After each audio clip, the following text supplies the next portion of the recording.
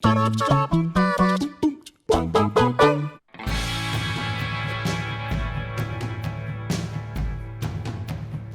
album that influenced me would have to be American Idiot by Green Day, because you already all know this, that it's a seminal, beautiful masterpiece of an album that, you know, sticks with you and stays with you and changes you as a person upon listening because it is so wonderful and beauteous. And American Idiot really did have a profound effect on me because I was at just the right age where I was shedding my skin of my horse girl interior and ready to take on my my goth, wearing all black, I'm a punk, I'm really cool and rocking phase.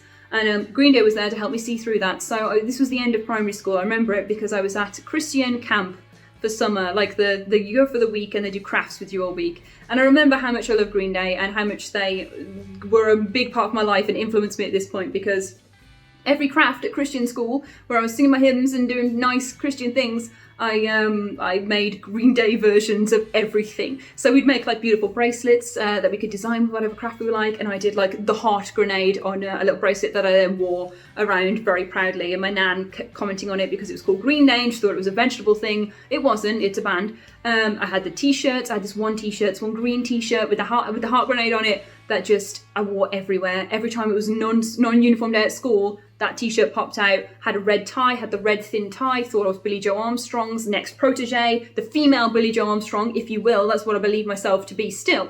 But yeah, this album infected everything I did. American Idiot was my theme tune for so long. I loved it. I love it still. It's just so wholesome. It has such a nostalgic effect on me listening to any song from that. I still know all of the words to Deuce of Suburbia right down without any of the music. I can just blurt it out at you. I won't now because it's 10 minutes, but American Idiot, peak of music, had every weird piece of merchandise to do with that, like CD clocks and weird things with their faces on. Just take me back to that time. I love it. I'm still that girl. Ah.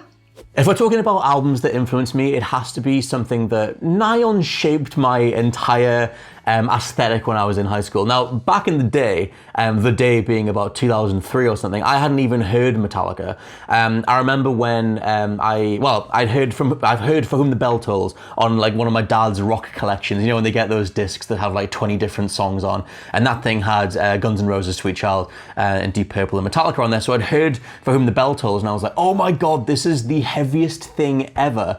And I just couldn't barely comprehend it. And I talked to a friend at school. I don't know if everyone else has that sort of heavy metal friend that's a bit more into metal than you, that can sort of be your sage, your guider when it comes to these things. Guider isn't even really a word, but you know what I mean. And I went to him and I said, I've heard this Metallica, I've heard this song, it's so heavy, you know, it's really crunchy, and I need more. He gave me a copy of Some Kind of Monster, which is the documentary that Metallica did about the time that they pretty much fell apart. It ties in with Saint Anger. And you know, it's that whole thing where Saint Anger is obviously their most wretchedly despised album of all time. But young me, and me now because of young me, likes that album and likes that documentary and loves how honest they were and loves that they went to the complete depths of, like I said, practically falling apart. I mean, there's a bunch of footage in that movie of them just arguing with each other over the pettiest things possible, because they were still ultimately grieving for the loss of Cliff. They'd never really truly addressed it. Going through all these different mentalities of growing up in the public eye and changing as a band from a thrash band to a hard rock band to whatever the hell Saint Anger is. And Saint Anger, for me as an album, it feels like this outlet. It's just really messy and garagey and raw. And like, yeah, it's pretty bad compared to everything else that they've done. But there's something about it that I absolutely love. And I just, that sort of contributed to me overall. Like I said, aesthetically, Metallica overall, I'm going to start wearing band shirts. I'm going to represent this band. Things like that. I have a Metallica tattoo up here on my sleeve. And there's things like that, but also that mentality of just, you know, just go with it. Just believe in yourself. It's the most cheesiest, cliched thing ever. But I love that they were that honest to just put something out. And every time that I've kind of struggled doing like a video like this, or I've struggled putting something out there on YouTube or whatever it is, I just steer into the honesty of it. I just steer into the thing that I know I want to say, and everything's going to be okay. You can always have more conversations. You can always, you know, flesh things out later on. Steer directly into the thing that you know you need to say or get out there, and just go from there. And that's obviously kind of crazy, pairing something as big and overwrought as Saint Anger with a takeaway, you know, sunshine message of believe in yourself. But I think that's what the band took from it as well. They came out of it way stronger. Obviously they switched their own bassists for the third time or whatever, but I absolutely love Metallica. They're one of my favorite bands, and it's because of that level of honesty. They always did whatever they wanted to do and F everybody else. And I get that's why people are so divisive towards them, or why they are so divisive. But for me, that's one of their biggest strengths. I like the variety. I like the fact that they can go to all these different places and have something worthwhile come out of it. As I said that, I just remembered Lulu. So let's just put that goes over there, and everything else is good. Okay, so Postal Service, Give Up. It's brilliant. If you don't know anything about it, it's by Benjamin Gibbard of Death Cab for Cutie, and it's also by Jimmy Tamborello, who's known as Dintel, and he's in Headset and Figurine. But anyway, not only is it just such a great album in itself, top to bottom, the tracks are just absolutely fantastic. Not only did it push this burgeoning new genre of indie-tronica to such great heights, see what I did there, but they did it by just posting tracks to each other backwards and forwards. They didn't see each other. They didn't physically see each other for 10 months. Jimmy Tamborello would lay down some beats on a CD, post it physically to Benjamin Gibbard, hence the name of the band. He'd put on vocals and keyboards and guitars, and then they keep sending them backwards and forwards until they got the album done in about 10 months. Now, personally, this inspired me to set up a similar thing with my mate Andy. Obviously now in the sort of internet age, this isn't that new, that different, but this was 17 years ago that they physically had to post things to each other, and it was really not that done back then. So yeah, it inspired me personally to set up a similar thing with my mate Andy, and for years we'd just send silly tracks backwards and forwards, and it was just a really creatively fulfilling time. It was really fun time to play with music that way. But especially now, enjoying this lockdown, everyone's separated, and this is just a way of bringing people together through music. So if there's someone out there that you want to collaborate with, or that you know, or you just think you could have a good time and create a few tracks with, whatever it is, get in contact with them. You've got the internet. There is no excuse these days. They can do it by posting CDs backwards and forwards to each other. We can definitely do it on the internet. So why not give it a go? Try it. It'll be fun. Now, I actually did try and work out if there was anything else I could say for this entry other than the incredibly obvious answer, but as anybody who has followed my social media drivel for the last 5 years will know, the album that has probably most influenced me as a human being is Carly Rae Jepsen's seminal 2015 album, Triumph Emotion. Now, of course, not only did Carly Rae Jepsen single-handedly invent every single emotion you have ever felt just so she could record that album, she simultaneously made me realise that just shut up. Sometimes, I hated pop music for decades of my life. Oh, it's in the charts. Oh, it must be rubbish then, because only idiots will be buying it. And then, of course, Carly Rae Jepsen is a pop artist who charts quite well. And I heard her songs and I was like, well, it's still stupid, but at least this is quite catchy, I guess. And then over time, I listened to the whole thing and realised that, do you know what?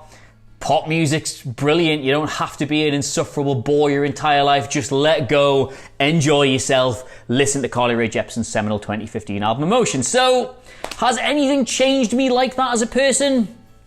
Nah, it hasn't. I'm bright and breezy and I wear yellow and smile a lot, and I owe it all to that woman. So, thanks.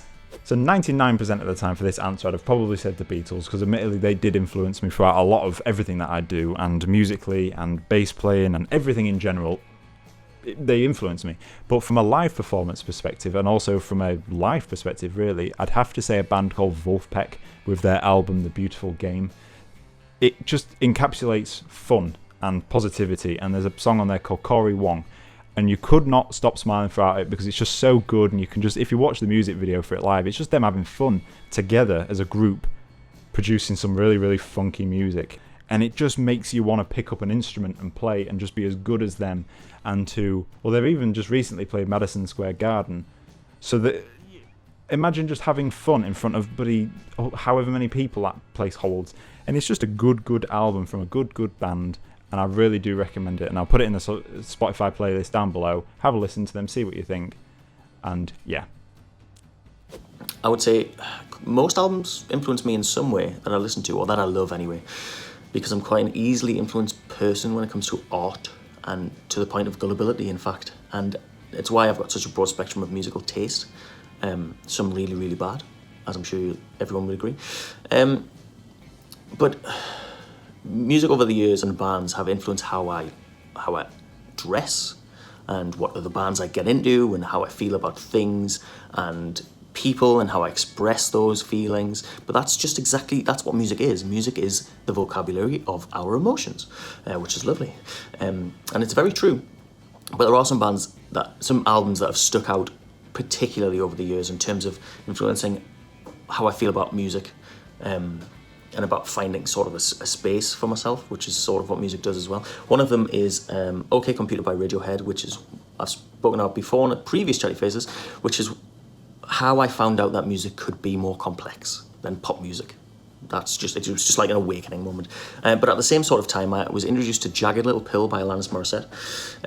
She didn't introduce me to it. It was my cousin. And I loved it immediately. And I still love it now, and I could listen to it all the way through several times on repeat and not get bored of it, and that's the sign of a good album. But also, Jagged Little Pill felt like a song for outsiders when I felt like a bit of an outsider when I was younger. And it was like championing being sort of odd. And it might seem like a bit of a nonsense album at times, some of the lyrics, but it spoke to me and how I felt about the world. And it influenced me by saying that this was all right, and there was a space for all these other people as well. And I still think of it very fondly as that sort of important album to me. More recently, pretty much every album by Beartooth influences me because they talk about mental health issues prominently, and it's something that should be talked about more and more. So go and check them out. Alright, so I can't do a video about the albums that inspired me the most and not mention the first Busted album, which pretty much defined my entire childhood and adolescence because I wanted to be Charlie from Busted, but the one that I have to give the most credit to is Courting Strong by a band called Martha. This is a band that actually formed in a town that's about a half-an-hour drive away from where I grew up. And this album is all about kind of embracing that regional identity and putting it in a pop record or a pop rock record that everyone can consume. It's both specific and universal at the same time, and it doesn't shy away from the nuances and the diversity of where it was made, if that makes sense. It very much embraces the place it's from, and that's something I kind of struggled with personally for like a long time. When I was first growing up, the town that I grew up in was perceived very poorly by anyone else in the UK and kind of widely by culture. It wasn't something that was cool or kind of seemed like it had any kind of possibilities, and I kind of came to resent it when I was growing up. I thought it was deeply uncool. I couldn't wait to get away from it, which, you know, isn't a unique feeling to me. I think a lot of people have the same thoughts about where they grew up. Some of the best pop punk songs of all time have been written about wanting to get away from your town. And to me, this album kind of made me come to terms with those anxieties or fears or whatever, because especially when I started working at this job on the internet, you know what I mean? You get a lot of ridicule for the way you say things. You know, if I say film the wrong way, people aren't happy with it, and it made me wonder whether or not I was doing something wrong. But with this album, you know, hearing someone sing about experiences that were very, very close to what I experienced when I was growing up, you know, whether it's standing outside an off license because you don't have ID and you're waiting for your friends to buy you some booze, or kind of being worried about your accent and whether that makes you perceived differently from, you know, different people with a proper British accent or whatever. I kind of worked through all of those worries and those fears through this album, and now I embrace where I'm from. I embrace the fact that we have so many different regions throughout the UK and internationally that have their own pockets of culture, and how those, you know, distinct cultures and those distinct customs inform people. This whole country and this whole world would be so terrible if you just have a homogenous kind of identity, and the fact that you can have these regional identities and the fact that someone can embrace them on record was very influential for me, because now I don't shy away from that part of me when I do videos or when I talk to someone. I acknowledge that, you know, that upbringing is what kind of made me, and I'm not embarrassed of it anymore. And I don't think I'd be able to say that with as much confidence if I hadn't listened to this album and this band embrace their own regional identity in the same way. So yes, it's an awesome album. It's absolutely infectious pop rock with some killer hooks. It just so happens to have this underlying current of social analysis that is entirely relevant to me. So I'm very lucky for that. So picking an album that influenced me was quite difficult because I'm a music nerd, like my bald brother Anthony Fantano, and sifting through years and years and years of records and bits and pieces is not easy when you've probably listened to thousands in your lifetime. However, I think it's important to go back to the source for this one, and going back to the source for this one yields a rather uncool answer. You will not get a less cool answer to this question than mine, which is Issues by Korn. There's quite a lot to unpack here. So I was a moody little git when I was a teenager. I was a grubby little outcast type, like mad at the world. Yeah, mum and dad, leave me alone. I'm gonna sit in my room and listen to loud things because you don't get me, teacher. That kind of cliched stuff. But you know, most people go through that kind of phase when they're 12 or 13 years old. And when I discovered Issues, I think the first song I heard of it was Falling Away From Me, which was on an episode of South Park.